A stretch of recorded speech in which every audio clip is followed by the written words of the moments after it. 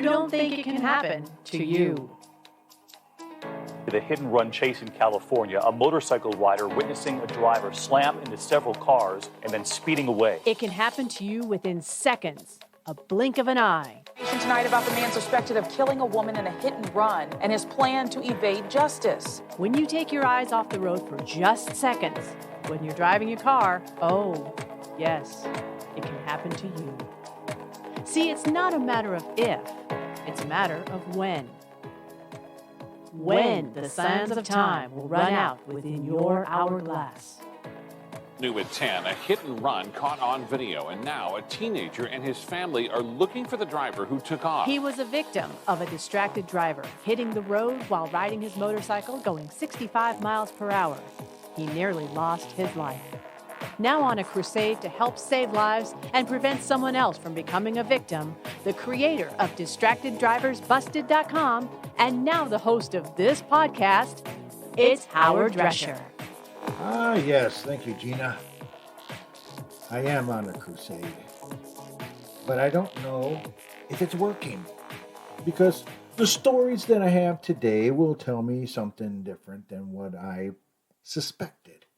I am your host, Howard Drescher, the creator of DistractedDriversBusted.com. And of course, now this podcast show, you can follow me on Twitter at DistractedDBTV, at DistractedDBTV. And of course, on Facebook, we welcome you there at DistractedDB. And you can get the shows on iTunes, Spotify, iHeartRadio, Google Podcasts, and Amazon. Just type in the keyword DistractedDB. Okay, so today's show deals with some of the good cops and some of the bad cops. And unfortunately, it's not what you think. It is definitely not what you think.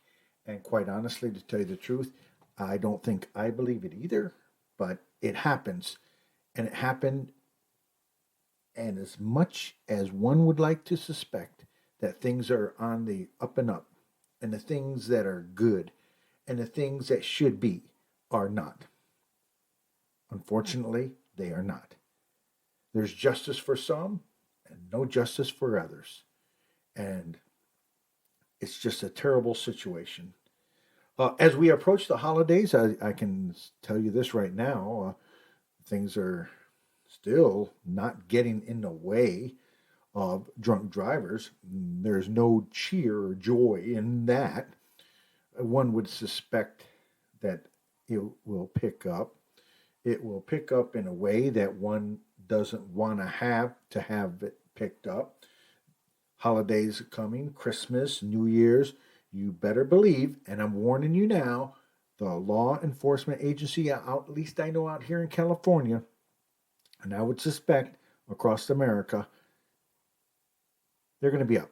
They're going to be out. They're going to have a law enforcement day picking up just like they did for Thanksgiving. They'll be on high alert probably around the 23rd on that Friday to probably the 26th, maybe. And then they'll be back again on the 30th until probably the 3rd, the 2nd, maybe the 2nd of January. Hard to believe. But I'm telling you right now, I know the law enforcement here in California, my sources are telling me they are going to be out.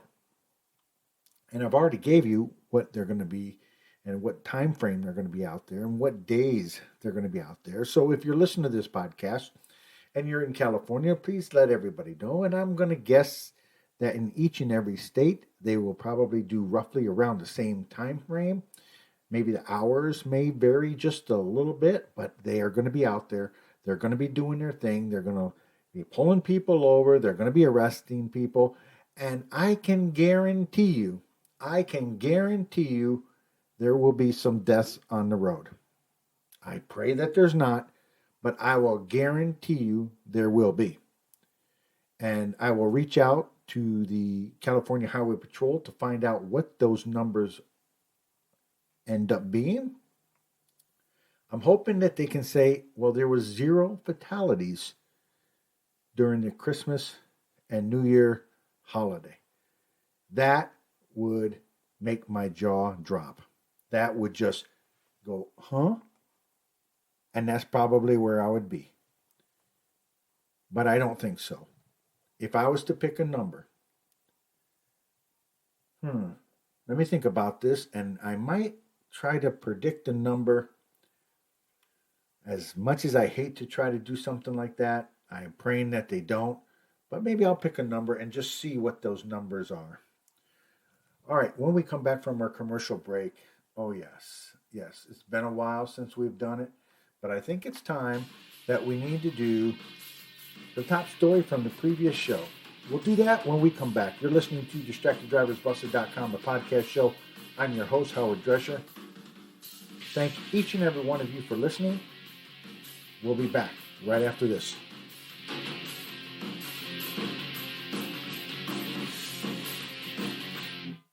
You're listening to the DistractedDrivers.com podcast. We'll be right back.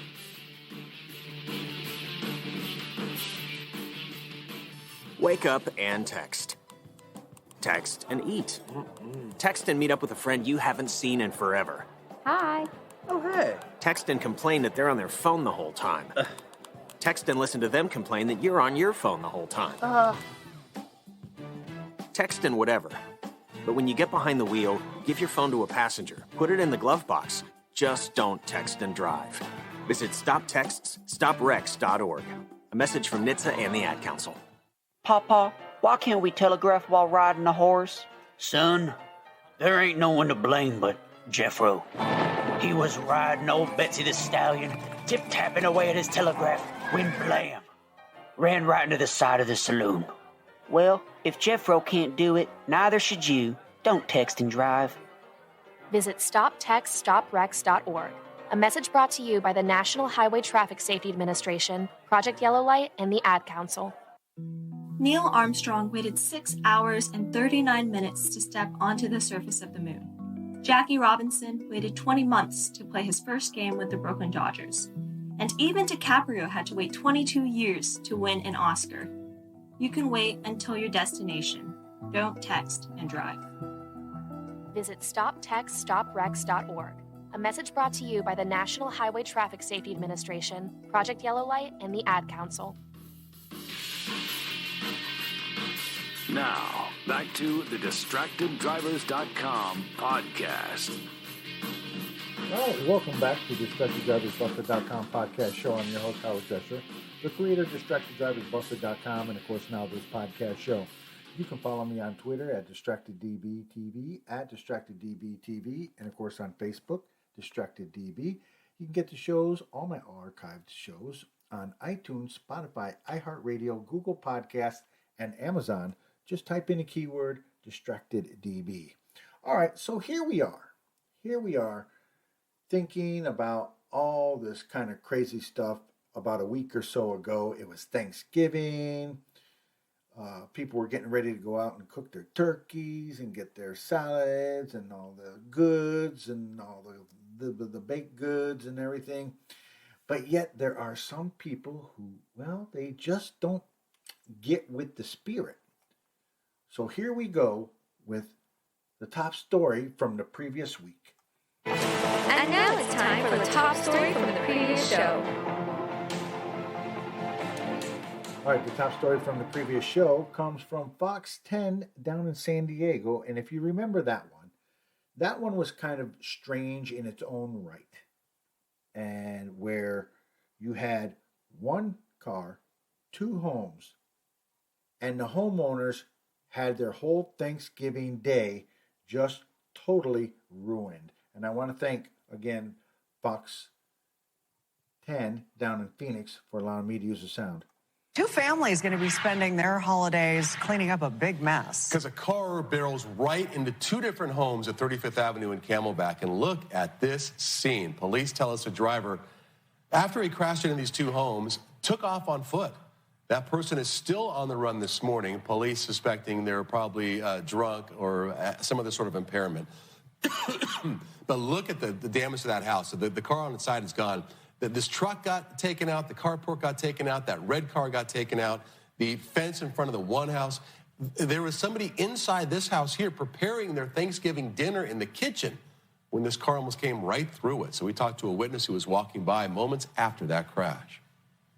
This is very shocking for me to just be walking home and to see all of this, like, especially them crashing into their house. That's very crazy for them to put them in danger like that. A lot of people could have got hurt. Like, this could have went really bad during the day, because I know a lot of people who, like, walk down here all the time.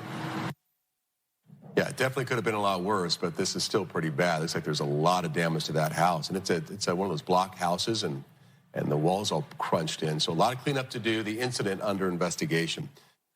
All right, and again, I want to thank Fox 10 out in Phoenix for allowing me to use the sound. Yes, I'm sure their Thanksgiving was just fabulous after that drunken stupor guy went ahead and crashed in not only one home, but two homes, and it just totally made no sense why this guy is out and about and on the streets. All right, so let's turn our attention to this week's problems that I'm dealing with in these shows, talking about a bad cop, and then you have a good cop who ended up paying the ultimate price because of some moron out there drunk behind the wheel. Now let's focus on the bad cop first. And this story comes from WPLG Local 10, and I think they're down out of Florida. And if it serves me right, an off-duty police officer was arrested accused of drunk driving in his squad car. In his squad car. He was 42 years old, damages to other cars, and according to my sources, he was hired back then in 2017. It's pretty old to be as an officer, just recently hired. So, not sure what that is all about. But I can tell you this, according to my sources, this is his first DUI. Well, it shouldn't have been any DUI because he is wearing the badge. He is wearing the uniform of that state. He is law and order for us. He's there to serve and protect people, not to go out and get drunk and do crazy stuff, driving around, hitting other vehicles in his squad car. This is what I call a bad officer. And I know there's a lot of great officers out there. I've talked to them. I've done events with them. They're great.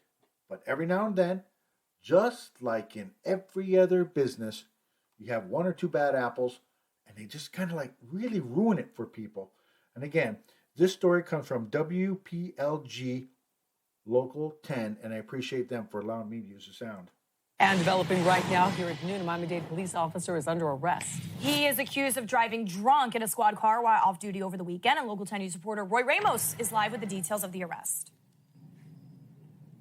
Janice and Christy, yeah, he's a Miami-Dade police officer who unfortunately found himself on the other side of the law after investigators say he was driving his marked police cruiser while under the influence. Let's go ahead and show you what he looks like. You are looking at the mugshot of 42-year-old Leopold Lewis. The Miami-Dade police officer was arrested Sunday after Hollywood police said he crashed his marked police cruiser while driving under the influence. In court, and based on his charges, we learned the officer caused damage to another unoccupied vehicle. And according to Miami-Dade police, he was hired with the department back in 2017, and this is his first DUI offense. Now, I did reach out to Miami-Dade County Police Department. Director Freddie Ramirez said he is aware of the arrest and released this statement that read, I have been informed by the Hollywood Police Department that one of our officers was arrested for driving under the influence in a marked police vehicle. This officer placed the public in danger in the same vehicle that the community has entrusted as a symbol of protection. I will not tolerate any representative of the Miami-Dade Police Department to jeopardize the community's trust. We will allow the Hollywood Police Department to conduct their investigation with complete transparency and have complete faith in the judicial process. Now, I can tell you that Lewis has been relieved of duty with pay. He is facing a number of charges that include driving under the influence and driving under the influence while causing damage to another unoccupied vehicle. He has since posted his $1,000 bond and is expected to walk out of the Broward County Jail at any moment. When he does, we'll be sure to ask him about those charges. For now, in Fort Lauderdale, Roy Ramos, Local 10 News. All right, and I want to thank WPLG Local 10 News for allowing me to use the sound. And you hear what they say. They're going to allow the Hollywood division to go ahead and do their investigation, and that they do not tolerate this kind of action. Now, with that said, let's scroll over to my question of the week. My question of the week dealt with, when I sent it out on my Twitter, I sent it out with, when are the judges going to get tough on these kinds of perpetrators? Let's just think about that for a little bit, because the reason why that's my question of the week this week, and we can get into that much later on, but I would venture to say it has to do with my next story. But in the meantime, I hope this guy out in Florida, Miami-Dade, stays locked up for just a little bit longer. Let it make it through the holidays before he's back out on the street. All right, you're listening to DistractedDriversBusted.com podcast show. We'll be back right after this. You're listening to the DistractedDrivers.com podcast. We'll be right back. Ladies and gentlemen, we have arrived in Philadelphia. Local time is 3:05 p.m. and the temperature is 67 degrees. At this time, you are now free to use your cellular devices. You know that feeling when you get to turn your phone on after the plane lands? You can have that feeling every time you drive. Make sure your cell phone is stowed away whenever you are behind the wheel. Visit StopTextStopWrecks.org. A message brought to you by the National Highway Traffic Safety Administration, Project Yellow Light, and the Ad Council. Wake up and text. Text and eat. Text and catch the bus. Text and miss your stop. Wait. Text and be late to work. Sorry, I'm late. Text and work. Text and pretend to work. Text and act surprised when someone calls you out for not working. Who, me? Text and meet up with a friend you haven't seen in forever. Hi. Oh, hey. Text and complain that they're on their phone the whole time. Text and listen to them complain that you're on your phone the whole time. Text and whatever. But when you get behind the wheel, give your phone to a passenger. Put it in the glove box. Just don't text and drive. Visit StopTextsStopWrecks.org. A public service announcement brought to you by the National Highway Traffic Safety Administration and the Ad Council. Now, back to the DistractedDrivers.com podcast. All right, welcome back to DistractedDriversBusted.com podcast show. I'm your host, Howard Drescher, the creator of DistractedDriversBusted.com, and of course now this podcast show.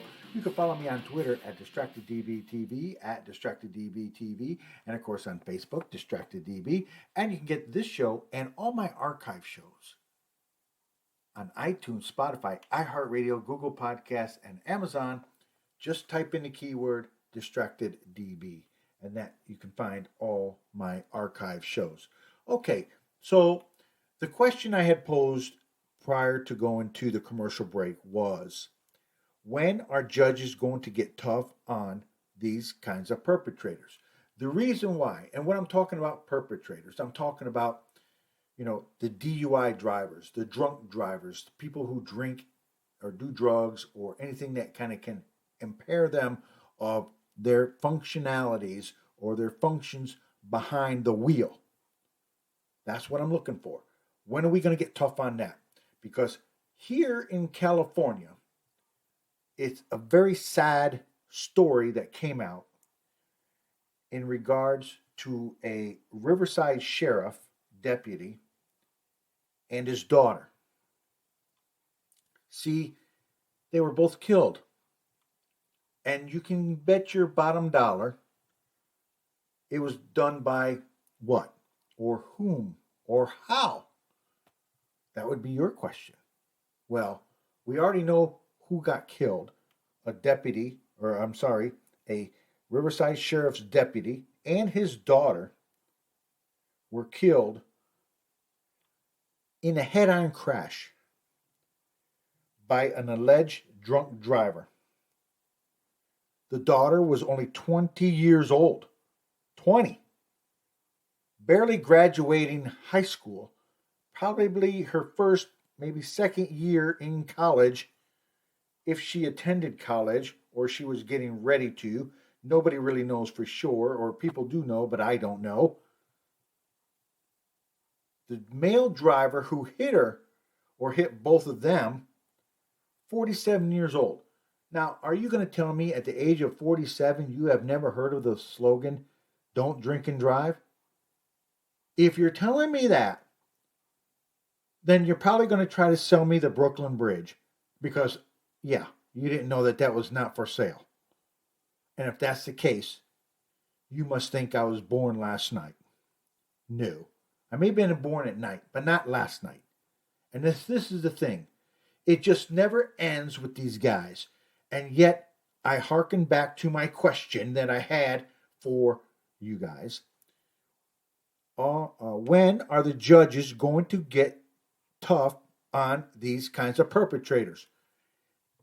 2 people lost their lives because of somebody being rude, crude, and didn't give a rat's ass about anybody else but themselves to go out, have fun, have a good time, and then get behind the wheel and just drive down the road. And hopefully that they will be okay.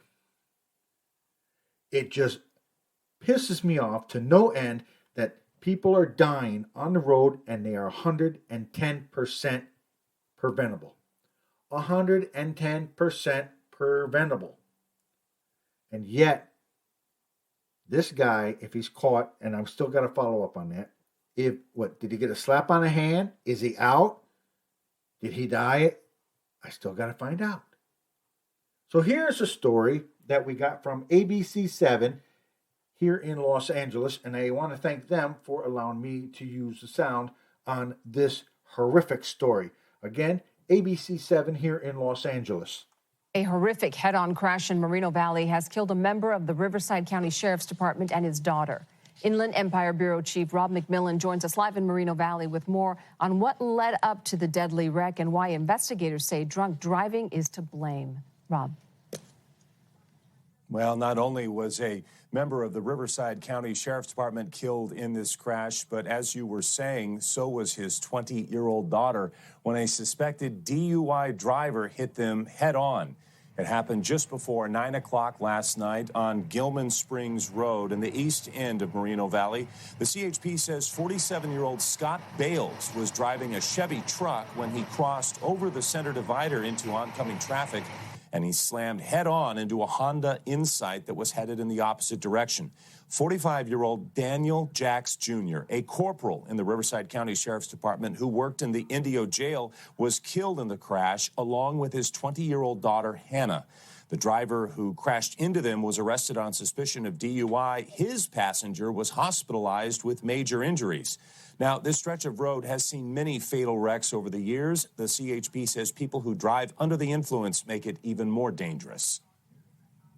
Gilman Springs in particular, they've done a lot to make it safer. They've separated the roadways by 2 feet and added 2 sets of double yellow lines as well as rumble strip and raised plastic delineators to hopefully have this not happen. However, if you're DUI, that changes things. There's no reason at all to be driving drunk now. We have so many different rideshare services and public transportations and taxis.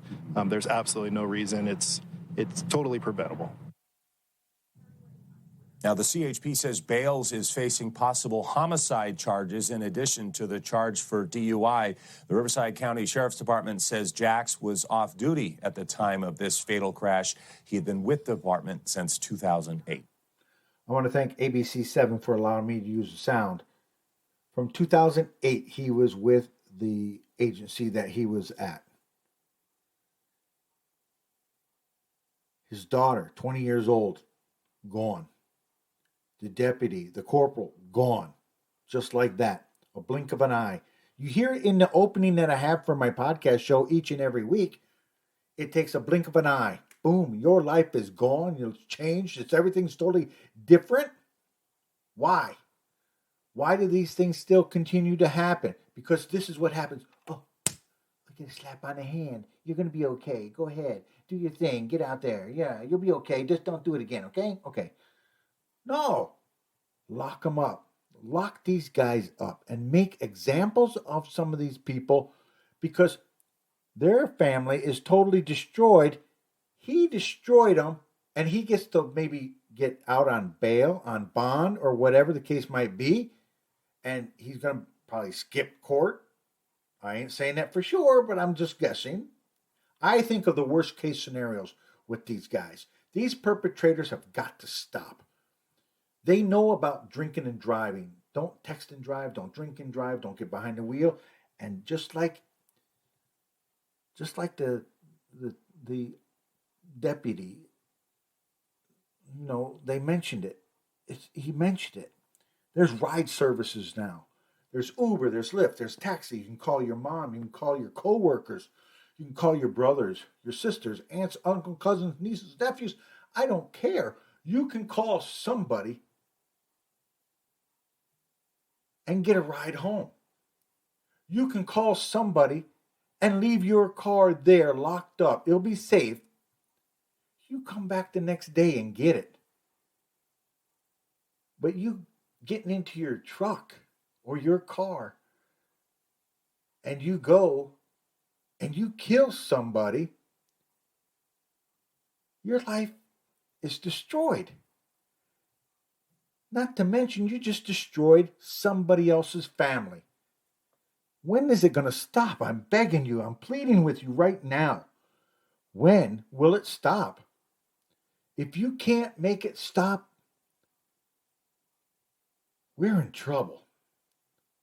That's why I asked that question.